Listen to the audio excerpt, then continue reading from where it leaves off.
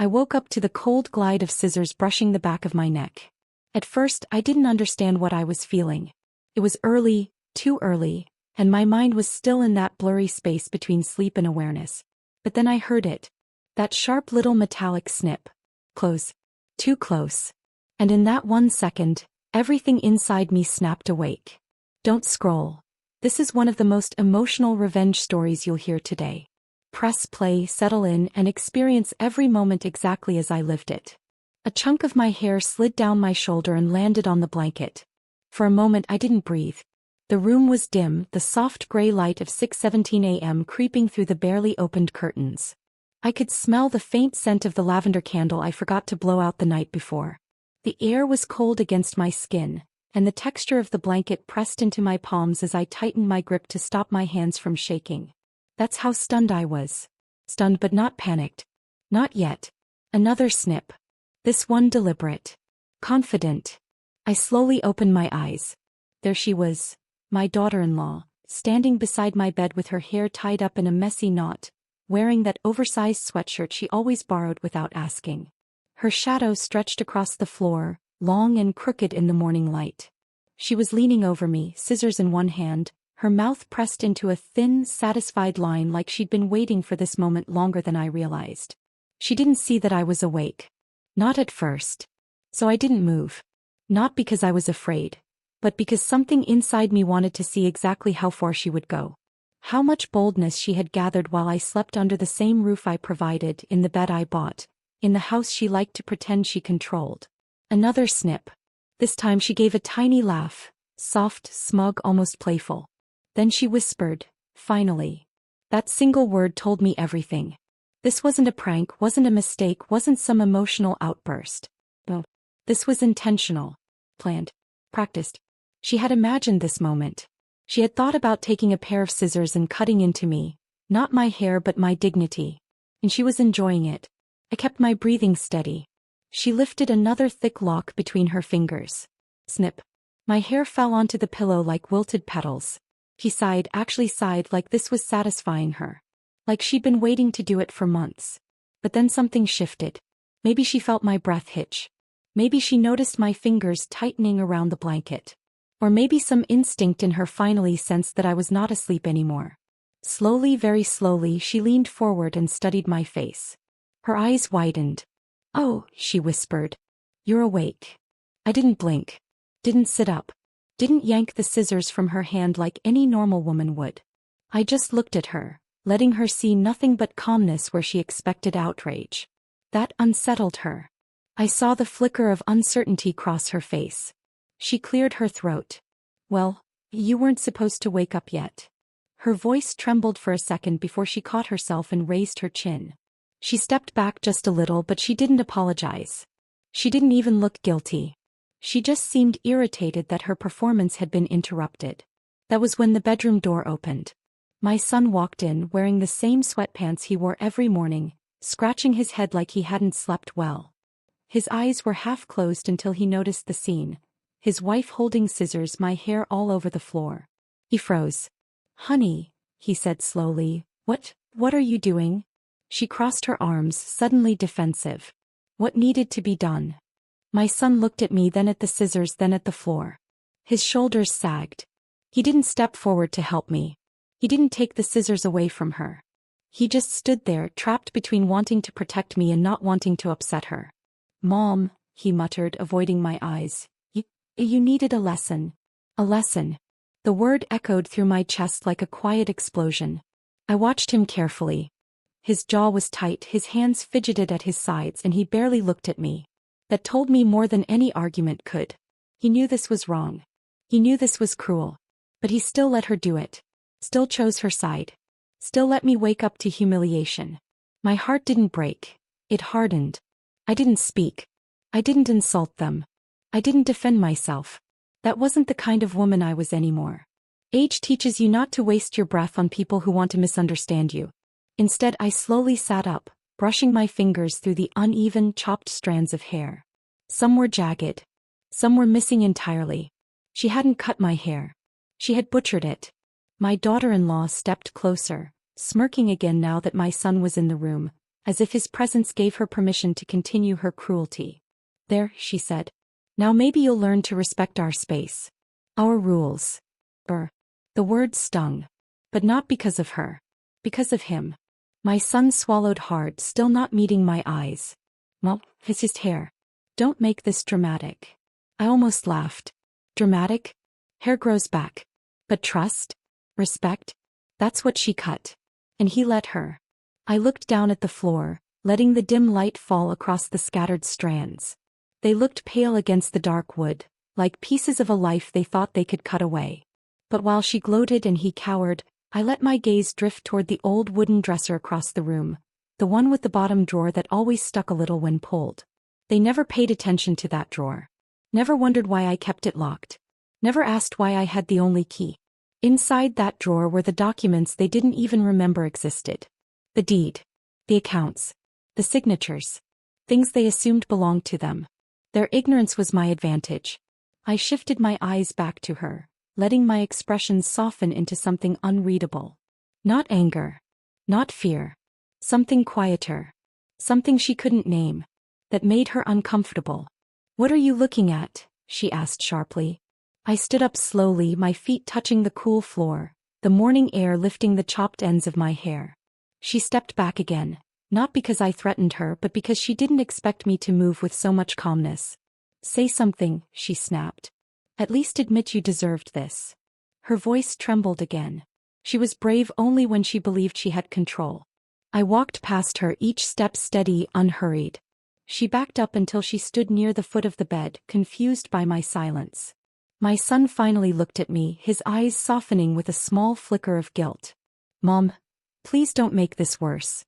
"Worse?" I stopped, turned, faced both of them in the stillness of the morning. My daughter-in-law lifted her chin, waiting for me to cry or scream or beg or react in some way that assured her she had won. But I didn't give her that victory. Instead, I said calmly, clearly, in a voice so steady it made both of them stiffen. "You have no idea what you've just done." Her confidence cracked. His face drained of color. The scissors slipped from her hand and clattered onto the floor. And before either of them could respond, I walked out of the room, leaving them standing in the middle of the mess they had created, clueless about the storm they had just invited into their lives. That was the last thing I said before walking out of that room. And as I stepped into the hallway, the quiet of the house wrapped around me, not comforting, not peaceful, but heavy. Like the walls themselves were holding their breath. I could hear them behind me whispering, confused, unsure whether to follow me or stay put. They didn't. They stayed in that room, frozen in their own guilt and arrogance, and I continued down the hallway without looking back. Those were the 3 days that followed, the 3 days they believed I had shattered. The 3 days they assumed I was licking my wounds, humiliated, defeated, smaller than the version of me they wanted to break. They were wrong. But I needed them to believe it. On the first morning, I made a point to move quietly around the kitchen. Not sneaking, not hiding, just quiet. My silence unnerved them more than screaming ever could. I could feel it in the way my daughter-in-law hovered near the oven, her hands tapping the counter a little too fast. The way my son walked back and forth between the fridge and the sink like he'd forgotten what he was even looking for. She avoided my eyes. He avoided the truth. The kettle whistled softly as I poured myself tea. I didn't offer them any. I didn't have to. That small shift, me not serving them, not speaking to them, already started unraveling something inside them. "Morning," my son muttered eventually, voice low, uncertain. I nodded. Not a word. His shoulders tensed. My daughter-in-law cleared her throat. "You should fix your hair today," she said lightly, as if she was giving friendly advice, not the woman who butchered it herself. She expected me to react. To flare up, to confront her, to give her the satisfaction of seeing me flustered. But I simply walked past her and sat at the table with my tea. My lack of response irritated her more than any sharp reply. By noon she was slamming cabinet doors louder than necessary, dropping spoons in the sink like she wanted me to flinch. I didn't. Not once. I sat at the small dining table with my cup of tea and the newspaper I wasn't even reading. I just wanted her to feel watched without actually being watched. It worked. Her hand shook every time she passed me. Later that afternoon she stormed into their bedroom and shut the door behind her. I heard muffled arguing, her raising her voice, him trying to calm her down. They thought I couldn't hear. They always underestimated how much attention older women pay to the small things. She's acting weird, she hissed. She's just embarrassed, he whispered back. Well, she should be. She deserved it. My son didn't respond to that. He didn't defend me. But he didn't agree with her either. That silence from him told me the ground beneath them was already shifting. I let the rest of the first day unfold like that. Me choosing silence, them choosing discomfort. On the second day I added something new. Distance. I left early in the morning before they were awake. I didn't go far, just a slow walk around the neighborhood, letting the cool air brush against my uneven hair. A few neighbors waved, some asked if everything was all right, but I simply smiled and said I was getting fresh air. I didn't need anyone else tied to this mess. When I returned, I noticed something immediately. Both of them were waiting in the living room. My daughter-in-law jumped up as soon as she saw me. "Where did you go?" she demanded. I hung my keys on the hook like her tone meant nothing. "A walk." "You should have told us," she snapped. I raised an eyebrow. "Why?" Her mouth opened, ready to fire back, but she couldn't find a reason. Not a good one anyway. She wanted to control the conversation. She wanted to control me. But I wasn't giving her anything to work with. My son stepped forward then, rubbing the back of his neck. "Mom, are you okay? Do you want to talk about everything?" I looked at him, not harshly, not softly, just looking. His eyes flicked away before I even answered. "No," I said. "Not today." My daughter-in-law exhaled sharply, annoyed. My son looked relieved. And I walked past them again, leaving them standing together but not united. That afternoon I busied myself around the house, not cleaning, not cooking, just present. I rearranged old books in the living room. Sorted mail. Refolded blankets. Small, harmless tasks that made me visible without being engaged. It made her restless. Every time I walked by, she pretended not to watch me. She pretended not to notice the way I paused near the hallway closet, the stair rail, or the sideboard where I kept old family photos. But she saw. She saw everything. And the tension between us grew thicker by the hour. By the second evening, their behavior shifted completely. She cooked dinner loudly, aggressively, but she burned the chicken. My son suggested ordering takeout, but she hissed, "No, she'll think I can't run this house." I almost smiled. As we all sat at the table, I ate quietly, savoring every bite of the over-seasoned, undercooked meal she put down with pride. She waited for me to complain. She wanted me to make a comment she could twist into insult. But I simply said, "Thank you," and she nearly choked. By the third day, things began to fall apart for them. It started when she tried to establish new rules. That no one should touch her things, that I should knock before entering shared areas, that I should let her handle the grocery list from now on. I listened to her go on and on, her voice high and falsely sweet. She was performing again. For him. For herself. When she finally finished, I looked at her and gently asked, "Are you nervous?" Her face dropped. "No.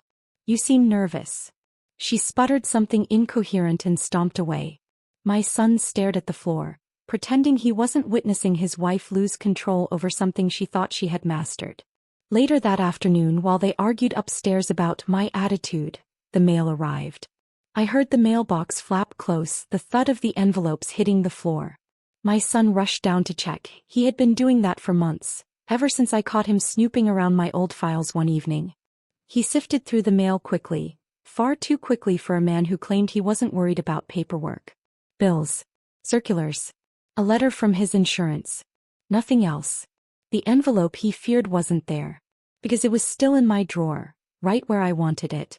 He didn't know I saw him checking. He didn't know I watched from the hallway mirror, reflected in the narrow angle they never noticed. Every small thing they did revealed something bigger. Their anxiety. Their guilt. Their growing fear that my silence wasn't weakness. It was strategy. On the third evening, dinner was tense. She tried to make polite conversation. My son tried to ignore the shaking in his own hands. I sat with a calmness so unnerving that even the ticking clock on the wall sounded louder than usual. After dinner, I stood, placed my napkin gently on the table, and began walking toward my bedroom. But halfway down the hallway, I heard her whisper sharply behind me, "She's planning something." Finally, she said it aloud. My son didn't respond at first. Then he said in a low voice, "I know." I didn't stop. Didn't turn. But a small smile touched my face, just enough for myself. Because he was right. And neither of them had any idea how little time they had left before everything changed. I didn't sleep that night. Not a minute. Their voices from earlier, the whispered panic, the trembling suspicion, still floated through my mind like faint echoes. She's planning something. I know. They had finally said it aloud. And the weight of those words stayed with me long after the house went quiet. So when dawn came, pale and cool, sliding through the hallway curtains, I was already awake, already dressed, already sitting on the edge of my bed with my hands folded in my lap. The silence in the house was different that morning. Not tense like the past 3 days. Not heavy. It felt alert. Almost like the house knew I was about to move. And I did. I stood, smoothing the wrinkles on my sleeves, and walked straight to the dresser. The bottom drawer stuck, as it always did, and I pulled it open slowly, carefully, as if waking a sleeping animal. The papers inside were exactly where I had left them. Crisp, organized, untouched. The signatures on top were mine. All mine. I didn't touch them yet. I just looked at them for a long moment, letting the reality settle in my bones. This morning was the beginning of the end of the life they thought they controlled. A soft creak sounded outside my door. I closed the drawer gently, turned the key, and slipped it into my pocket. When I stepped into the hallway, the floors felt colder than usual under my slippers. The air smelled faintly of old wood and the lemon cleaner my daughter-in-law had spilled 2 days earlier. They were both still asleep or pretending to be. The bedroom door was shut, but the lights were on underneath. That told me enough. I walked past their door, down the stairs, and into the kitchen. The sky outside was still a pale gray blue, the early morning birds just starting to chirp. I made coffee quietly, letting the slow drip fill the silence. I didn't bother with breakfast. My mind was steady, clear, almost calm in a way that surprised even me. At exactly 7:12 a.m. I picked up the phone and dialed the number I had memorized years ago. My attorney answered on the second ring, sounding as alert as if he'd been expecting my call. "Morning," he said. "Are you ready?" I looked toward the living room where a few pieces of my cut hair still clung to the rug. "Yes," I replied. "I'm ready." He didn't ask for explanations. He didn't ask if something had happened. He simply said, "I'll take care of everything on my end. You'll get the confirmations shortly." We ended the call. Not even 10 minutes later, I heard footsteps upstairs, hurried, uneven ones. My son's steps. He came down the stairs, rubbing his eyes, scanning the kitchen like he expected a confrontation. Maybe he hoped for one. "Mom," he said cautiously, "you're up early." I stirred my coffee. Couldn't sleep. He nodded stiffly, rubbing the back of his neck. "A nervous habit. Look, about the other day." "That's behind us," I said calmly. He blinked in surprise. "It is." I didn't answer. I took a sip of coffee instead. That unsettled him more than anger ever would have. He cleared his throat and tried again. She didn't mean to upset you." I gave a soft, humorless laugh. She did exactly what she meant to do. He didn't respond. Just stood there, shifting from foot to foot like a boy who'd been caught stealing. He wanted to defend her, but he couldn't find the words. Not this morning. Before he could try again, my daughter-in-law walked into the kitchen. Her hair was messy, her eyes puffy with sleep or maybe frustration. She stopped when she saw me sitting there. She didn't greet me. She just waited, tense, like she expected an explosion. None came. "Coffee?" I asked politely, motioning toward the pot. Her eyebrows shot up. "No. I'll make my own."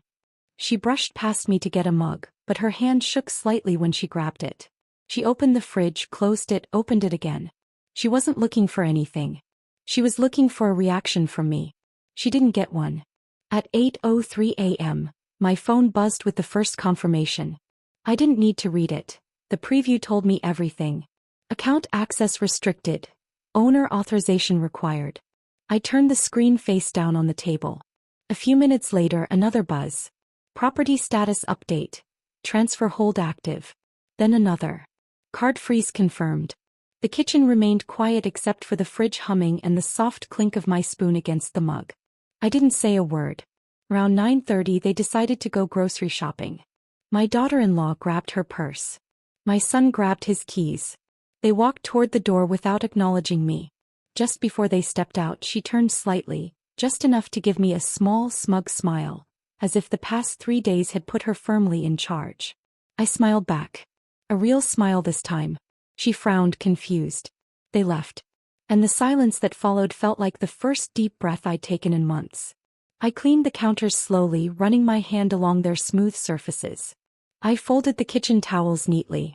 I opened the curtains and let in the full morning light. Nothing dramatic. Just quiet steps toward reclaiming my space. At exactly 10:17 a.m. my phone rang. It was my son. "Mom." His voice was sharp, high, alarmed. "Something's wrong. Her card isn't working." I wiped the counter with a cloth. "Is that so?" "Yeah, we tried it twice. It says restricted." Did you change something?" "No," I said. And I hadn't. The system had changed something. My one call had been enough. My daughter-in-law yelled in the background, "Try yours." A brief pause. Then, "Mine doesn't work either," he said, voice growing tight. I kept my tone neutral. "Maybe call the bank." "We're trying," he said impatiently. "But they won't tell us anything." "They won't tell you," I corrected gently. "Silence. The kind that carries understanding." "We're coming home," he said quietly. And they did. Fast. The door swung open within 15 minutes, and they both rushed in like the world was burning behind them.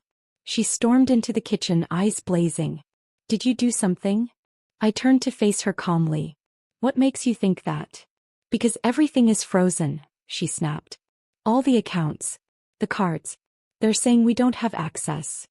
My son stepped forward, breath unsteady. "Mom, can we please talk?" I nodded. "Of course."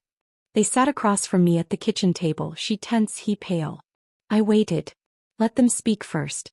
My daughter-in-law folded her arms. "We need our money." "Do you?" I asked softly. My son looked away. She leaned forward, lowering her voice as if I were a child who didn't understand how the world worked.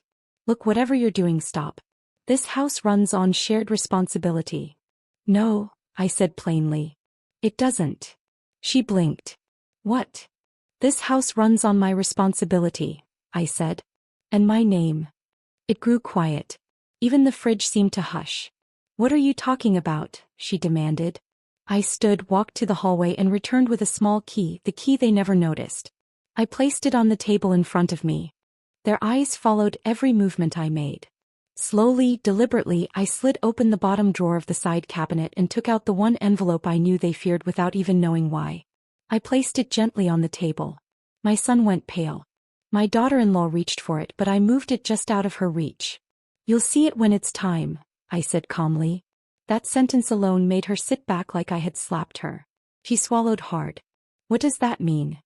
"It means," I said, folding my hands, "that you're not in control of anything you thought you were." My son ran a hand through his hair, shaking. "Mom, please, just tell us what's happening." This time I smiled, not cruelly, not triumphantly. Just truthfully. "This morning," I said quietly, "I took everything back." Their faces shifted, from confusion to fear to disbelief. Not anger. Not rage. Fear. And that was when I knew the balance had finally shifted. For a long moment none of us said a word. The three of us sat around the kitchen table with the envelope between us like it was something alive. My son stared at it as though it might open itself. My daughter-in-law kept glancing back and forth between me and the key I had used, her jaw tightening a little more every second. I leaned back in my chair, letting the silence stretch.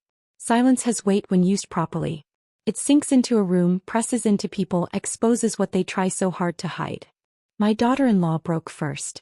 "What exactly do you mean you took everything back?" she asked. Her voice tried to sound firm, but it wavered at the edges.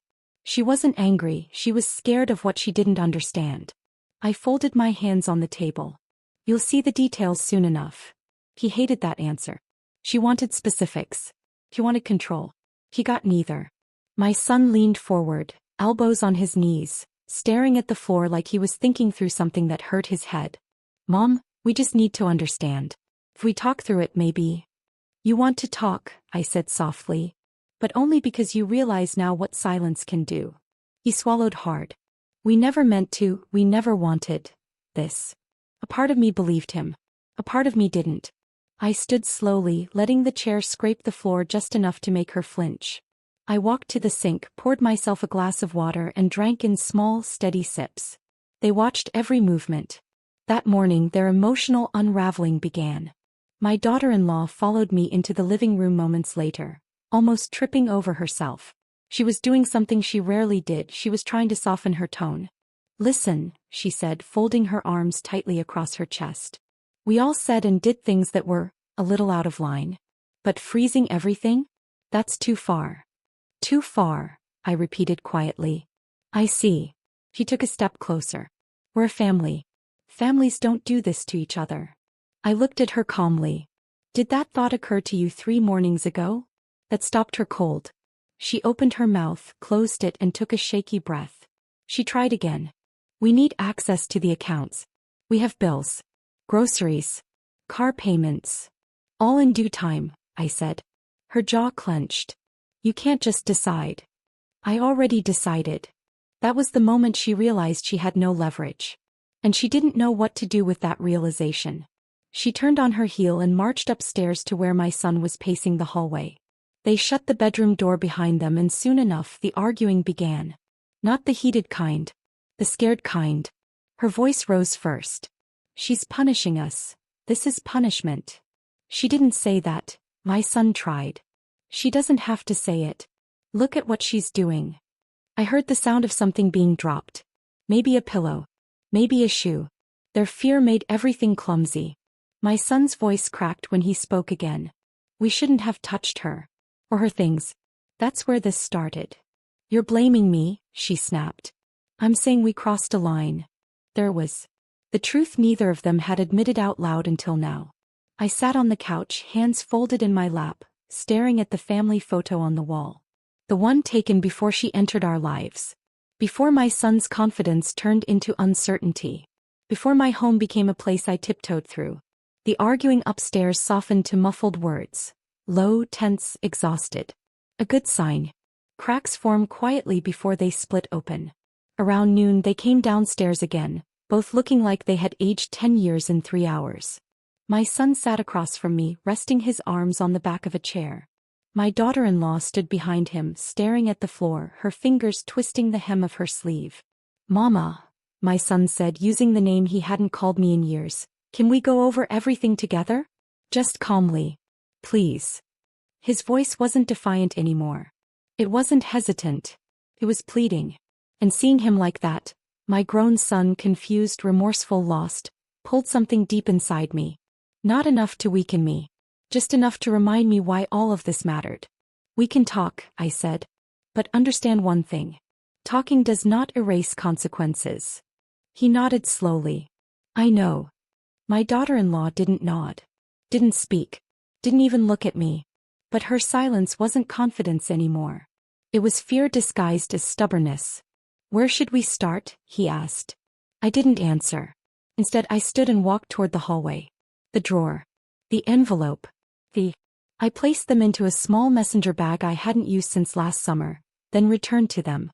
"We'll start with responsibilities," I said. "Not money. Not ownership. Responsibilities." They exchanged a tense glance. "Responsibilities?" my daughter-in-law asked quietly. "For months," I said, "you both have enjoyed the benefits of living here. But responsibility was never shared. You demanded authority without earning it." He stiffened. I'm not finished." He swallowed hard. I continued, "This house ran on my effort, my income, my planning. Not yours. Yet you walked around as if everything belonged to you." My son dropped his gaze. "So," I said gently, "today we start correcting that. Piece by piece." I had not planned what happened next. But sometimes opportunities arise in the smallest, most unexpected ways. Around 1 o'clock there was a knock on the door. My son opened it while I stayed in the living room.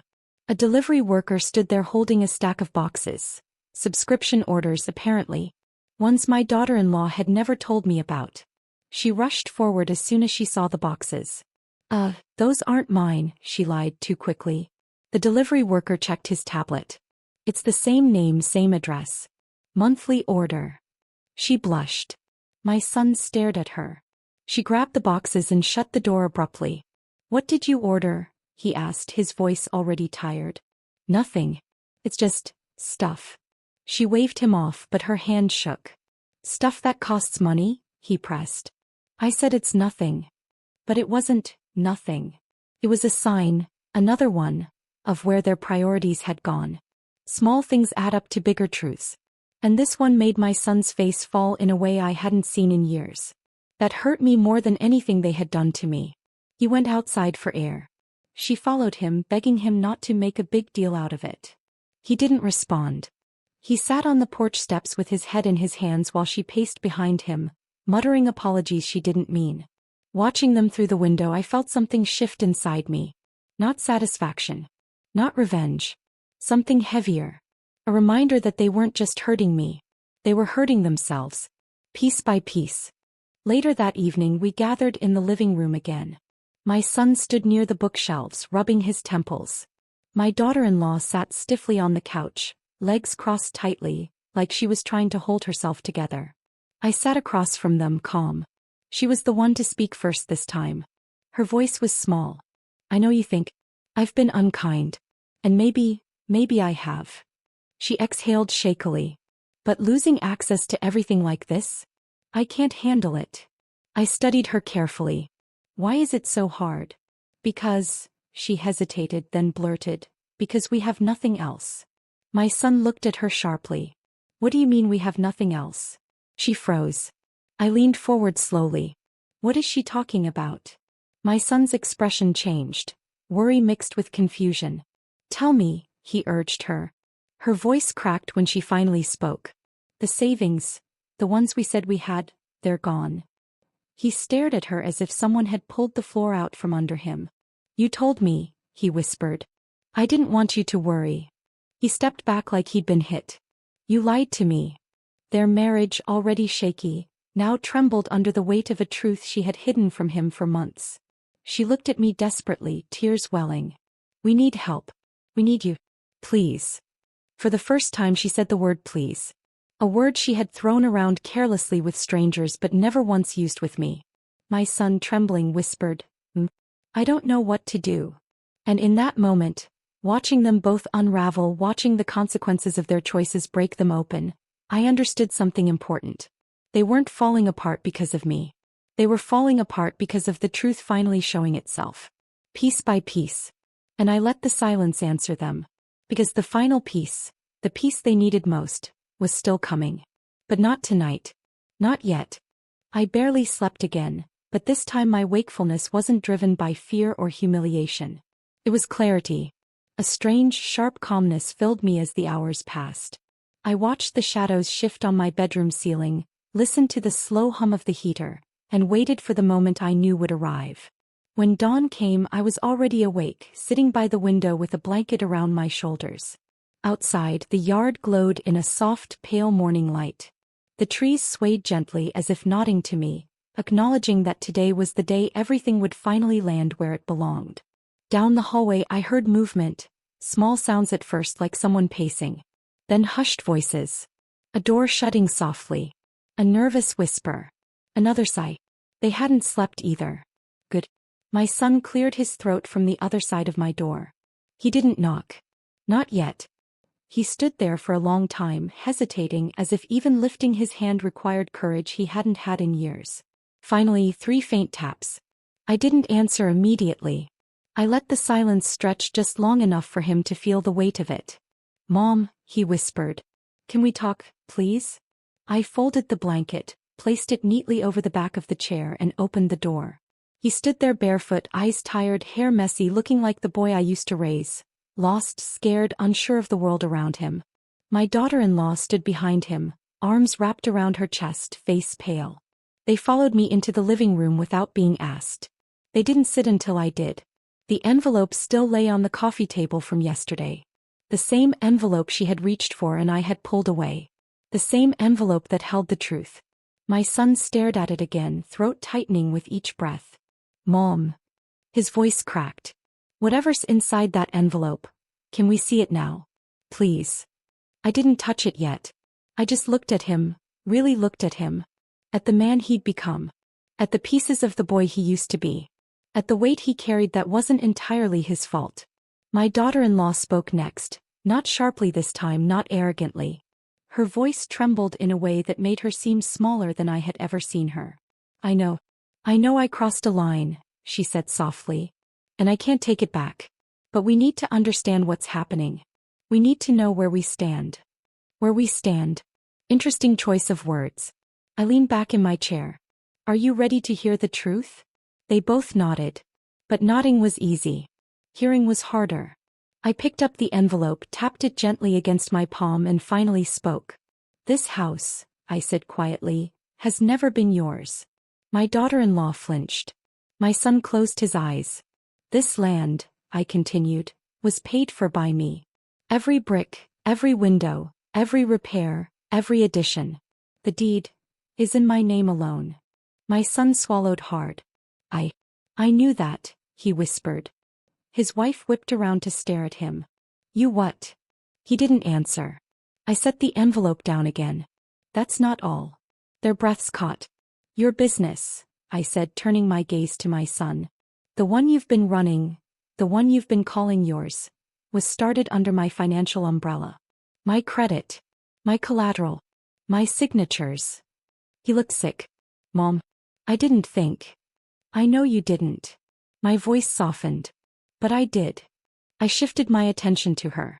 The accounts you've been using, the cards, even the car outside, all of it is legally tied to me. She slowly sank into the couch like her knees had given out. But, she choked, I thought we were equal here. You demanded equality, I corrected gently. But you never acted like a partner. You acted like an owner. The irony wasn't lost on any of us. My son ran both hands through his hair. What are you saying? That we have nothing? Not nothing, I said. Just nothing here. Silence washed over the room, thick and suffocating. Then I stood. I walked to the window, pulling aside the curtains. The morning light spilled into the room, illuminating every shaken expression on their faces. 3 days ago, I said, still looking outside, you took something from me that wasn't physical. You tried to take my place in my own home. I turned to face them. But you didn't realize the ground you stood on wasn't yours. My daughter-in-law covered her mouth with both hands. She wasn't crying yet, but the tears trembled in her eyes. My son whispered, What happens now? This. I opened the envelope. Inside were 3 official documents. I placed the first one in front of them. Notice of eviction, I said calmly. Effective immediately. My daughter-in-law gasped like the air had been punched out of her. My son closed his eyes, shoulders shaking. The second paper came next. Business account suspension. Access restricted until ownership is restructured. My son let out a small broken sound. Not anger. Shame. And then, the final paper. A folded sheet with a simple statement. Property transfer refusal, I read aloud. Filed yesterday. They stared at the paper without understanding. So I explained gently, it means I won't be signing anything over to either of you. Not now. Not ever. What I built stays with me. My daughter-in-law finally broke. She dropped to her knees. Literally. Right there on the living room rug. She grabbed the edge of the coffee table like it could save her from drowning. Please, she whispered. Please don't do this. We have nowhere to go. We have nothing. I can't. Emotion hit her voice, raw and shaking. My son knelt beside her, hands trembling. Mom, I made mistakes. I let things go too far. I didn't protect you. I didn't act like your son. A tear slid down his cheek. But please, don't throw us out like this. I walked toward them slowly. Their eyes lifted, filled with desperation, regret, fear. All emotions they had refused to acknowledge until now. And I felt something shift inside me. Not weakness. Not doubt. Not anger. Clarity. They were kneeling not because I had demanded it. They were kneeling because they finally understood the truth. You cannot cut a woman down and expect her to remain small. I took a deep breath and spoke with all the strength age had given me. You two taught me something, I said. That when a woman reaches my age, she stops fighting for people who do not want her. She fights for herself. My daughter-in-law cried harder. My son lowered his head until it nearly touched the floor. I stepped back, giving them space. You will leave today, I said quietly. Not as punishment. As consequence. My son whispered, where will we go? You're adults, I replied. You'll figure it out. Together or apart, that's up to you. She reached for my hand, but I stepped away. I forgive you both, I said softly. But forgiveness does not mean staying. I walked to the front door and opened it. The cold morning air rushed in, carrying the smell of pine and damp soil. A peaceful smell. A free one. They stayed kneeling. I stayed standing. For the first time, the positions reflected the truth. Mom, my son whispered again. I didn't turn back. Because closure isn't turning around. Closure is walking forward. So I stepped outside, letting the sunlight touch my face, warm and steady. Behind me, the door gently clicked shut. And just like that, I took my life back. For good. If this story touched you, or if you've ever carried pain in silence, subscribe for more powerful stories like this. Your support means everything, and there are so many more stories waiting for you.